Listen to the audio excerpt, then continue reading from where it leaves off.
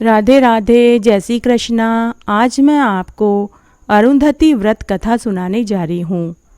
यह व्रत आजीवन सौभाग्य बनाए रखने के लिए किया जाता है। इससे बाल वैधव्य भी नष्ट हो जाता है।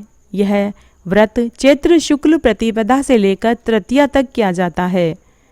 अरुंधति महर्षि कर्दम की पुत्री तथा ऋषि वशिष्ठ की पत्नी थी और उन्हें वशिष्ठ जी के साथ सप्त ऋषियों में स्थान प्राप्त है। इसीलिए उन्हीं के नाम से इस व्रत का प्रचलन हुआ है। इसीलिए इसे अरुंधति व्रत कहा जाता है। इस व्रत को करने से स्त्रियों को विधवा होने का कष्ट सहन नहीं करना पड़ता और उनका सुहाग अखंड बना रहता है।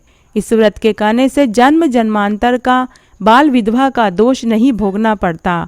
स्त्रियों को पुत्रवती और अखंड सौभाग्यवती होने का आशीर्वाद मिलता है। इस व्रत को करने के लिए हाथ में जल लेकर संकल्प लेना चाहिए कि मैं ये व्रत 3 दिन तक करूंगी। और इस व्रत में ब्रह्मचर्य का पालन किया जाता है। कथा इस प्रकार है। प्राचीन समय में एक विधवा ब्राह्मण की कन्या देवयोग से बचपन में ही विधवा हो गई। वह सांसारिक सुखों को त्याग कर यमुना तट पर तपस्या करने लगी। एक दिन भगवान शंकर और माता पार्वती उसी रास्ते से जा रहे थे। तभी पार्वती जी की दृष्टि उस सुंदर बालिका के ऊपर पड़ गई।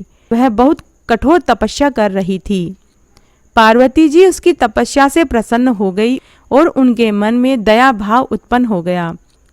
पार्वती जी उस बालिका के पास जाकर उसे ध्यान मुक्त करवाया और तपस्या का कारण पूछा। तब उस बालिका ने अपने विधवा होने का वर्णन माता पार्वती को बताया। तब पार्वती जी ने भगवान शंकर से उसके विधवा हो जाने का कारण पूछा। तब भगवान शंकर बोले कि हे प्रिय, पूर्व जन्म में यह एक ब्राह्मण था। इसने सुंदर और उच्च कुल की एक कन्या के साथ विवाह किया।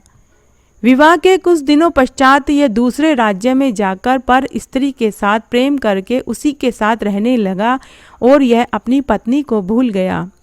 इसी पाप के कारण इसे इस जन्म में स्त्री का जन्म मिला है और इसे यह दुख भोगना पड़ रहा है।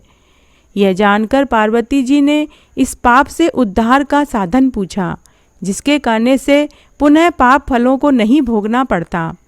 भगवान शंकर ने कहा कि हे पार्वती, जो पुरुष अपनी कुलीन सुशीला निर्दोष भार्या को छोड़कर दूसरी स्त्री में मन लगाता है या उन्हें छोड़कर अन्य राज्यों में रहने लगता है, दूसरी स्त्रियों को अपना लेता है और पूर्व की स्त्री को भुला बैठता है, तो वह अगले जन्म में स्त्री शरीर पाता है और बाल वैधव्य का दुख भोगता है। इसी प्रकार जो स्त्री अपने पति से संतुष्ट नहीं होती और कुपथगामी हो जाती है, दूसरे पुरुष से व्यभिचार करती है, तो वह भी इसी तरह पाप का भागी बनती हैं और बाल वैधव्य का दुख भोगती है। यदि ऐसी स्त्री बहुत श्रद्धा के साथ विधि पूर्वक अरुंधति व्रत करेगी तो वह अगले जन्म में अपने ही सुखों का उपभोग करेगी। उसे कभी बाल वैधव्य दोष प्राप्त नहीं होगा, हमेशा अखंड सौभाग्यवती रहेगी। पार्वती जी के कहने पर उस कन्या ने अरुंधति व्रत किया, जिससे उसका बाल वैधव्य दोष समाप्त हो गया। उसी समय से जो स्त्रियां इस व्रत को करती है, व्रत की कथा को कहती है, सुनती है, कहानी सुनते समय हुक्कारा भरती है, वे सब इस व्रत के प्रभाव से उनका मन पाप कर्म से विमुख हो जाता है और उन्हें अखंड सौभाग्य की प्राप्ति होती है। तो यह व्रत चैत्र शुक्ल प्रतिपदा से लेकर तृतीया तक किया जाता है। इस व्रत को करने से महिलाओं का सुहाग अखंड रहता है, उन्हें विधवा होने का दुख नहीं झेलना पड़ता और पूर्व जन्म में किए गए पाप भी नष्ट हो जाते हैं और आगे का जन्म सुधर जाता है। अगर आपको ये कथा अच्छी लगे तो कमेंट बॉक्स में जय हो माता पार्वती जी की जरूर लिखें। धन्यवाद।